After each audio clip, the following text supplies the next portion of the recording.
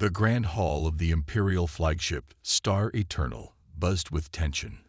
Thousands of alien diplomats filled the massive chamber, their bodies glowing, floating, or simply standing in accordance with their species' natural forms. Among them stood 5 humans, looking plain and unimpressive in their simple black suits. Tom Smith shifted his weight from one foot to another, trying to get comfortable in the artificial gravity that felt too light for his earthborn muscles. Around him, the other members of the first human diplomatic mission to the Galactic Empire stood straight and proper, but Tom couldn't shake off the feeling that he didn't belong here. He was just a dock worker, added to the delegation only because regulations required a representative of the working class. The Emperor's voice boomed through the chamber, enhanced by technology that made it reach every corner without losing its commanding tone. Welcome, representatives of all species, to this historic gathering. Today, we add another spacefaring race to our records, the humans of Earth. Murmurs spread through the crowd. Tom noticed how the other species looked at their human delegation. Some with curiosity, others with poorly hidden disgust. He had gotten used to those looks over the past week aboard the flagship. After all, humans were Deathworlders, creatures that evolved on a planet that most species considered too harsh for intelligent life to develop. However, the Emperor continued, his 6 eyes glowing with a fierce light. Tradition demands that new species prove their worth to join our galactic community as equals. The massive doors at the far end of the hall slid open. A warrior stepped through, his ceremonial armor gleaming under the artificial lights. Each step he took made a commanding thud against the polished floor. Even among his own kind, he stood out, taller, stronger, with scales that shimmered like polished metal. Grand Marshal Steel Claw, the Empire's finest warrior, the Emperor announced with pride. Undefeated in single combat across 3 spiral arms of the galaxy. Steel Claw raised his arms, and the crowd erupted in cheers. His voice carried across the hall without any technological aid, deep and powerful. My Emperor, these humans come from a savage world, yet they dare to claim equality with the Empire. I challenge them to prove their worth in combat. The human ambassador, William Jones, stepped forward. Your Imperial Majesty, surely there are other ways to demonstrate. The challenge has been made. The Emperor cut him off. According to the ancient laws, you must either accept or acknowledge your race's status as imperial vassals, subject to our direct rule. Tom watched as the ambassador's face turned pale. They had studied the Empire's laws before coming here, but nobody had expected this.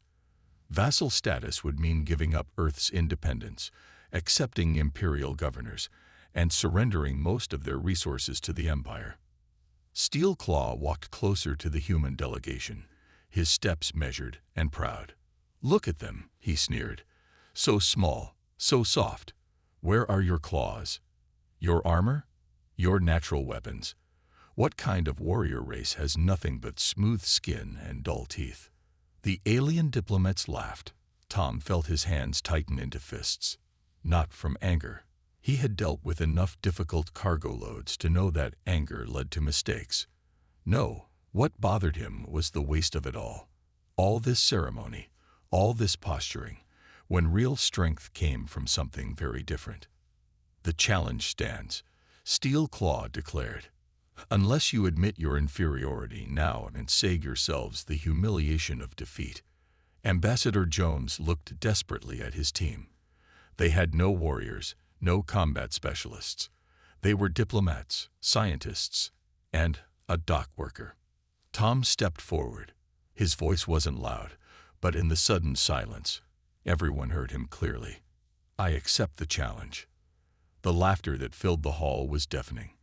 Even Steel Claw seemed amused. You? The small one. The one who stinks of manual labor. Tom just nodded. He had spent his life working in Earth's heavy gravity, handling cargo loads that would crush most beings in this room. He understood force, leverage, and momentum not from combat training, but from daily experience. Yes, he said simply. Me. The Emperor's eyes gleamed with amusement. Then let it be recorded. Tomorrow, in the Grand Arena, Steel Claw shall face the human challenger. The fate of Earth's status in the Empire shall be decided by combat. Back in his temporary quarters aboard the Star Eternal, Tom sat on the edge of his bed, looking at his calloused hands. The room felt strange, like everything else in the Empire's flagship. The gravity was too weak, the air too thin, and even the bed was made for beings with different body shapes. A knock on his door interrupted his thoughts. "Come in," he called out, already knowing who it would be. Ambassador Jones rushed into the room, his face red with worry. "Tom, what were you thinking? You can't fight Steel Claw. He's killed 3 challengers in the past year alone." Tom stood up slowly, his movements careful in the light gravity. "Sir, with respect, I've been watching them all week. They don't understand us at all." "What do you mean?" Tom walked to the window, looking out at the stars. "Yesterday, I helped their dock crew move some supplies. They used anti-gravity units to lift what I could carry with my bare hands. They think we're savage because we're strong, but they don't understand why we're strong." The ambassador frowned. "Explain." "Earth's gravity is 3 times stronger than the imperial standard. Our air is thicker, our weather more violent. Every day at the docks, I lift loads that would crush most of their warriors, not because I'm special. Every dock worker on Earth does the same." As if to demonstrate, Tom picked up a metal chair with one hand. In Earth's gravity, it would have weighed about 50 pounds. Here, it felt like lifting a piece of paper. They see our world as a death trap, but they don't understand that it made us tough without making us violent. The ambassador's eyes widened with understanding. "The physical adaptation to Earth's conditions." "Yes, sir. Their champion, Steel Claw. He's wearing powered armor because he thinks he needs it to match a Deathworlder's strength. But he's never actually fought someone who grew up in real gravity." A second knock interrupted them. This time, it was Dr. Miller, the delegation's scientist. She carried a data pad, her face serious. "Tom, I've been analyzing the combat records of previous challenges. Steel Claw's armor can increase his strength by 10 times. Tom nodded. "How much does he weigh, in Earth terms?" "About 90 pounds without the armor. With it, and accounting for the artificial gravity here, he can hit with the force of about 2,000 pounds. Tom smiled slightly.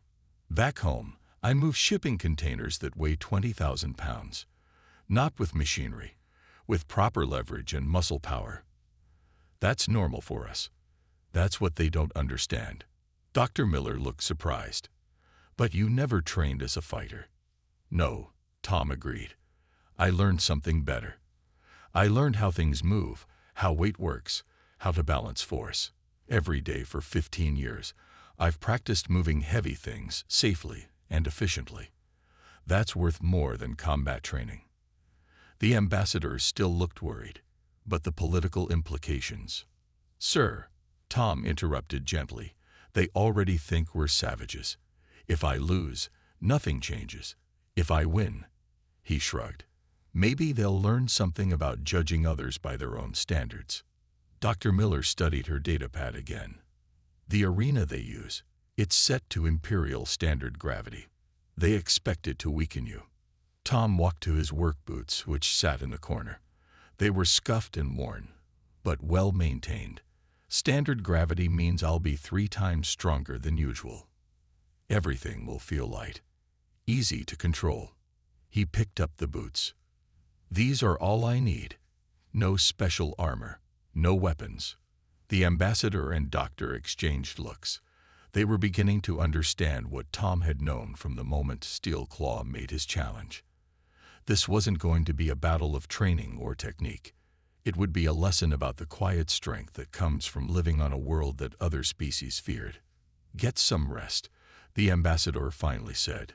"Tomorrow, you're either going to make history or—" He didn't finish the sentence.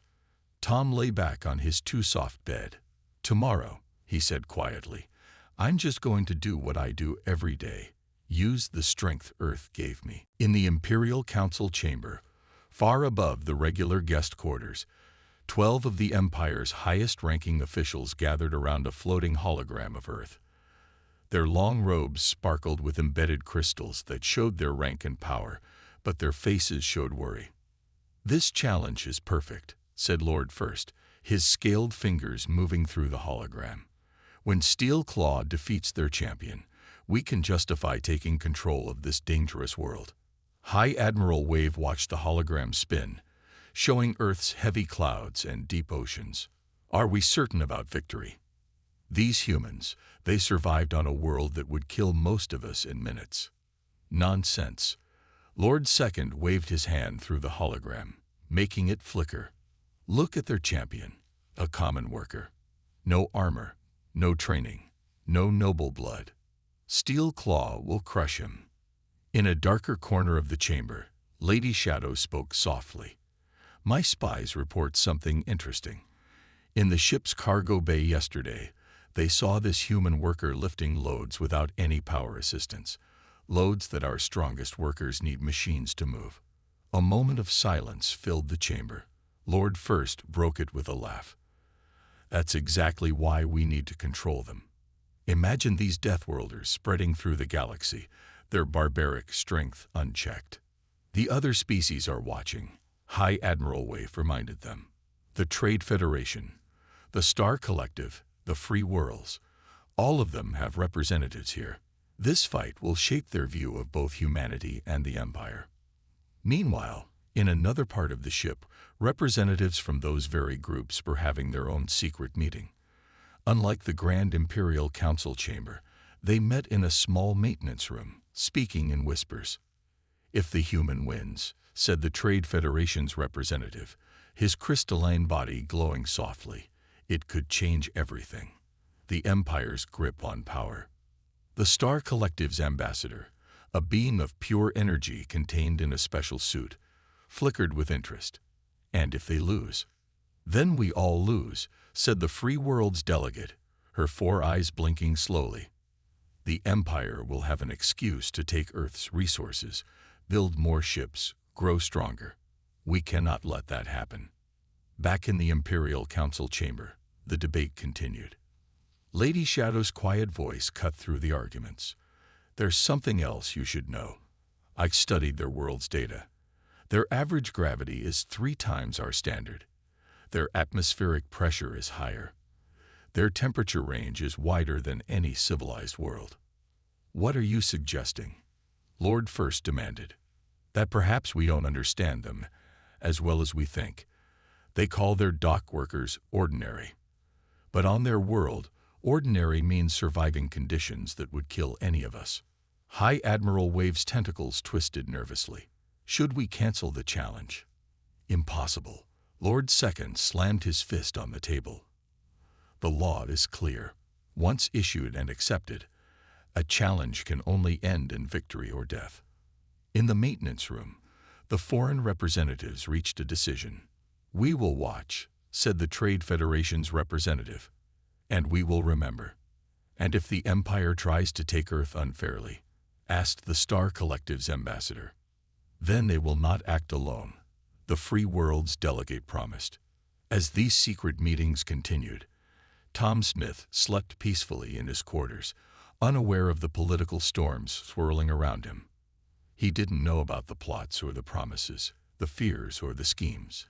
He only knew that tomorrow he would do what he had always done, use his strength to get the job done. And in his private chambers, Steel Claw polished his ceremonial armor, dreaming of glory. He didn't know that his perfect challenge, his moment of triumph, was about to become something very different, something that would change the Empire forever. The stars continued to shine through the ship's windows, indifferent to the plots and plans being made beneath them. In a few hours, the sun would rise on a day that would reshape the galaxy's understanding of strength, power, and the true meaning of being a Deathworlder. The morning of the challenge arrived with the artificial dawn aboard the Star Eternal. Tom woke early, his body still running on Earth time. He went through his usual stretching routine, movements that had become second nature after 15 years of dock work. As he touched his toes, his mind drifted back to his first day at Earth's orbital Dock 7. He had been just 18, fresh out of school, looking for honest work. The older workers had laughed at him then. He was too skinny, they said, too weak for the job. Boy, his first supervisor, old Jack, had told him, "This ain't about being tough. It's about being smart with your strength, understanding weight, balance, and momentum. Do it right, you'll move mountains. Do it wrong, you'll break your back." A knock on his door brought Tom back to the present. Dr. Miller entered, carrying a medical scanner. "I need to check your vitals before the fight," she said, her voice professional, but her hands shaking slightly. Tom sat still as she ran the scanner over him. He remembered another lesson from old Jack. Never rush a safety check. Better to take an extra minute than spend a month in the hospital. "Your muscle density is incredible," Dr. Miller muttered, studying the readings. "In this gravity, you're practically superhuman." Tom shook his head. "No, doctor. Just Earth normal. That's what they don't understand." The scanner beeped, showing a memory from 6 years ago. Tom had been working a double shift when a cargo container's anti-grav unit failed. 200 tons of medical supplies about to crash onto the dock below. He had braced himself under the corner of the container, muscles straining against Earth's merciless gravity, holding it just long enough for the backup systems to kick in. Nobody had called him a hero. It was just part of the job. "Tom," Dr. Miller said, putting away her scanner, "the arena's artificial gravity is set to imperial standard. Have you ever fought in low gravity?" He smiled, remembering his first spacewalk training. "Better question. Have you ever tried to handle delicate cargo in zero? One wrong move, and you'll send a 1,000,000-credit satellite spinning into space. Low gravity isn't a weakness. It's an advantage if you know how to use it." The doctor nodded slowly, beginning to understand. Through her scanner's medical readings, she had seen the story written in his muscles and bones, years of working in conditions that the Empire considered impossible. Ambassador Jones arrived next, carrying a tablet. "The Empire's media is broadcasting this across thousands of worlds," he said nervously. "They're calling it the Deathworlder's Last Stand." Tom stood up and walked to his work boots. They were old, the leather worn but well maintained. Each boot had steel reinforcement, designed to protect against the crushing weights handled on Earth's docks. Here, in the ship's light gravity, they felt like feathers. "Did you know," Tom said as he laced up his boots, "that every day on the docks, we handle loads heavier than Steel Claw's entire suit of powered armor? We don't use strength-enhancing suits. We can't. They're too clumsy for precise work." He remembered the day he'd earned his Master Docker certification. The test had involved moving a series of containers in Earth's gravity. Each one had to be placed with millimeter precision. No power assists allowed. Just human muscle, skill, and understanding of physics. "It's almost time," Ambassador Jones said, checking his tablet. "The arena is already full. Steel Claw is doing his ceremonial armor blessing ritual." Tom stood up, feeling the familiar comfort of his work boots. He didn't need ritual or ceremony. He had something better. Years of experience moving massive loads in Earth's crushing gravity, where one mistake could mean death. "Then let's not keep them waiting," he said quietly. "After all, this is just another day at work." The Imperial arena glowed with 1,000 different lights. Floating cameras darted through the air like mechanical insects, broadcasting every moment to the furthest corners of the Empire. The circular space could hold 10,000 spectators, and today it was filled beyond capacity. Tom walked through the competitor's entrance, his work boots making soft thuds against the polished floor. The noise hit him like a physical wave. Cheers, whispers, and shocked laughs from dozens of alien species. Many had never seen a human up close before. "Look at him. Where's his armor? Those are work clothes. Is this some kind of joke?" High above in the Emperor's private box, Lord First leaned forward. "He doesn't even have weapons," he sneered. "This will be over quickly." The Emperor's 6 eyes narrowed. "Perhaps that is the point," he said softly, remembering Lady Shadow's warnings about underestimating the humans. In the diplomatic section, Ambassador Jones sat with representatives from other worlds. The Trade Federation's crystalline delegate sparkled with interest. "Your worker seems calm." "He is always calm," Jones replied, trying to hide his own nervousness. "It's necessary in his work." The arena's artificial gravity hummed at imperial standard levels. Tom took a few steps, testing his movement. Everything felt light, easy, like working in the low-gravity sections of Earth's orbital docks. His muscles, built for 3 times this gravity, responded eagerly to each motion. A trumpet-like sound filled the arena. The main doors opened, revealing Steel Claw in his full battle regalia. His armor gleamed with power crystals, each one pulsing with energy. The crowd roared as he stepped forward, his movements amplified by servo motors and strength enhancers. "Behold," the announcer's voice boomed. "Steel Claw, undefeated champion of the Empire, winner of 300 duels, destroyer of the Star Beast, bearer of the Emperor's mark." The cheers grew louder. Steel Claw raised his arms, his armor whining with the movement. Energy crackled around his claws, a show of power meant to intimidate. Then the announcer turned to Tom. There was a pause. "And the human dock worker, Tom Smith of Earth." Silence fell for a moment. Then scattered laughter rippled through the crowd. Tom didn't react. He was checking the floor's surface, noting its texture and grip, just as he would inspect a new loading dock back home. In the diplomatic section, the Star Collective's ambassador leaned toward Jones. "Why does he study the ground?" "Because," Jones said, understanding finally dawning, "that's what you do before you lift something heavy. You check your footing." Steel Claw strode to the center of the arena, his armor's footsteps echoing. "Human," his voice boomed through integrated speakers. "Do you wish to surrender? I would grant you a merciful defeat." Tom walked forward, his movements efficient and precise. No wasted energy, no unnecessary flourish, just like handling dangerous cargo. Every motion had a purpose. The Emperor raised his hand. "The terms are set. Victory comes by submission, incapacitation, or," he paused dramatically, "death. The winner's species shall be accorded full respect within the Empire. The loser's kind shall submit to imperial rule." Steel Claw activated his armor's full power suite. Energy fields flickered around him.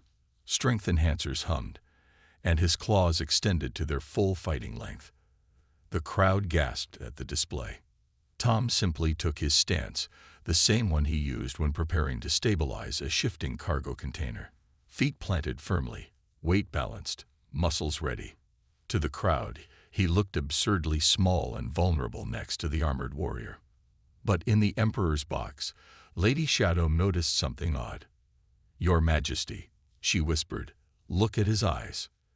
The Emperor looked. The human wasn't watching Steel Claw's impressive display. Instead, he was calmly calculating angles and distances, just as he did every day at work. The final trumpet sounded. The moment had come. "Begin," the Emperor commanded. Steel Claw moved first, his armor's servos whining as he launched himself forward. The crowd roared, expecting a quick and brutal end to the fight. Energy crackled around his claws as he aimed for Tom's chest, ready to end this insult to imperial honor. Tom didn't move. Not yet. In his mind, time slowed down. He saw Steel Claw's charge, just like he'd seen countless cargo containers swinging on damaged grav units. Mass in motion, following predictable paths. Physics didn't care about ceremony or pride. All that armor, Tom thought, makes his movement obvious. He remembered old Jack's voice. "Son, when something big is moving fast, don't fight it. Use its own weight against it. That's the first rule of dock work." Steel Claw was 3 steps away, his armor's power field humming louder. 2 steps. 1. In the Emperor's box, Lady Shadow leaned forward. "Watch," she whispered. Tom moved. Just one step to the side, just like dodging a swinging container. His right foot planted firmly, exactly as it had thousands of times on Earth's docks. His body turned, muscles trained in triple gravity responding with perfect precision. Steel Claw's charge carried him past, but Tom wasn't done. His arm moved in a simple arc, a worker's punch learned from years of physical labor. No fancy technique, no martial arts, just the pure, practical movement of someone who understood force and mass. His fist met Steel Claw's armor at exactly the right point, with exactly the right force. Three things happened in quick succession. First, the armor's power field shattered, overloaded by the sudden impact. Second, the servo motors in Steel Claw's suit locked up, their safety protocols triggered by the unexpected stress. Third, and most dramatically, the Empire's greatest warrior went flying across the arena like a cargo container with a malfunctioning grav unit. Complete silence fell over the arena. Steel Claw crashed into the far wall. His magnificent armor crumpled like cheap packing material. He slid to the ground, conscious but completely stunned. The impact had knocked all 6 of his breathing tubes loose. In the diplomatic section, the Trade Federation's representative gleamed brightly. Did he just? One punch, Ambassador Jones whispered, barely believing it himself. Just one punch. The Star Collective's ambassador flickered rapidly. But how? The armor's power field alone should have. Mass times acceleration, Jones said, understanding finally dawning. On Earth, he moves loads heavier than that armor every day. In this gravity, with his Earth-trained muscles, he didn't need to finish the sentence. Tom walked calmly across the arena to where Steel Claw lay. The warrior tried to rise, but his damaged armor only sparked and whined. The cameras zoomed in, broadcasting every detail to the watching galaxy. In the Imperial box, Lord First stood up, his scales pale with shock. This is impossible. He must have cheated, used some hidden technology. The Emperor raised his hand for silence, watching intently. Tom reached Steel Claw and did something that shocked the audience even more than the punch. He offered his hand to help the fallen warrior up. Your armor's power core is misaligned, he said quietly, his dock worker's experience letting him spot the damage. If you try to stand with it like that, you'll hurt yourself. Steel Claw stared at the offered hand, then at the simple work clothes and battered boots of the being who had just defeated him. In his warrior's training, he had learned to recognize strength, real strength. He took Tom's hand. The Emperor stood, his 6 eyes glowing with an unreadable emotion. The entire arena held its breath, waiting for his verdict. Tom didn't look up at the Imperial box. He was busy helping Steel Claw disconnect his damaged armor safely, his movements careful and precise. Because that's what you did when equipment failed. You helped fix it, no matter whose it was.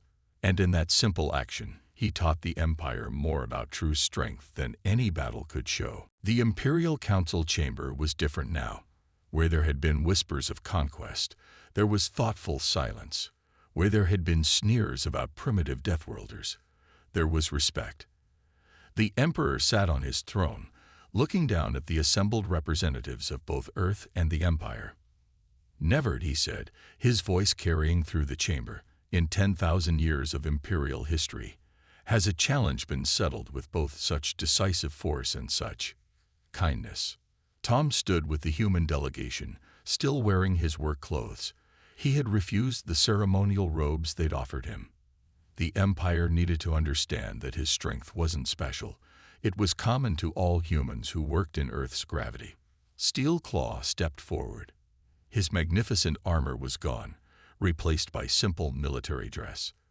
The warrior's voice was different now, humbler. I asked for this challenge believing I would teach the humans their place. Instead, I learned where my own place was. In the diplomatic section, representatives from across the galaxy watched with intense interest. The Trade Federation's crystalline delegate sparkled with approval. The Star Collective's ambassador glowed steadily. The free world's representatives' 4 eyes blinked in satisfaction. Therefore, the Emperor continued, we recognize humanity not just as equals, but as teachers. Your strength comes not from conquest or combat training, but from surviving. No, thriving. In conditions we thought impossible. And more importantly, from using that strength with wisdom. Lord First, his previous arrogance gone, read from an official document. The Empire formally recognizes Earth and all human colonies as full sovereign allies. Furthermore, we request human advisors to help improve our cargo handling systems, planetary development programs, and, he paused, looking at Steel Claw, our understanding of practical strength. Ambassador Jones stepped forward to sign the treaty, but the Emperor raised his hand. No, he said, surprising everyone. Let the one who proved humanity's worth sign it. Tom walked the floating document, his work boots making soft sounds on the polished floor, as he signed his name. Just a simple dock worker's signature. He remembered old Jack's words. Real strength isn't about showing off. It's about getting the job done and helping others do the same. After the ceremony, as the diplomats celebrated and new agreements were being drafted, Steel Claw approached Tom in a quiet corridor. You could have killed me with that punch, the warrior said quietly. Tom shook his head. That would have been a waste. You're a good warrior. The Empire needs those, just like Earth needs dock workers. Will you teach me? Not just about fighting, but about real strength. Better idea, Tom said. Come work a shift at Earth's orbital dock 7. Bring some of your warriors. Learn how we do things when we're not trying to prove anything. Word of the challenge spread across the galaxy. But it wasn't the punch they talked about most. It was what happened after, how the human had helped his defeated opponent, how he'd stayed humble, how he'd shown that true strength was about more than combat. 1 month later, Tom was back at his dock, working his regular shift. The only difference was the group of imperial warriors learning alongside him, their proud battle armor replaced by standard dock worker safety gear. They struggled with loads that Tom moved easily, but they were learning. Remember, he told them, just as old Jack had once told him, it's not about being tough. It's about being smart with your strength, understanding weight, balance, and momentum. Do it right, you'll move mountains. And high above, in the Imperial Palace, the Emperor looked at an image of Earth spinning in space. We thought we were teaching them their place in the galaxy, he said to Lady Shadow. Instead, they taught us that strength comes in many forms, and the greatest of these is the strength to help others rise. Lady Shadow smiled. And to think, it only took 1 punch to learn that lesson. No, the Emperor corrected her. The punch got our attention. The kindness afterward taught us the lesson.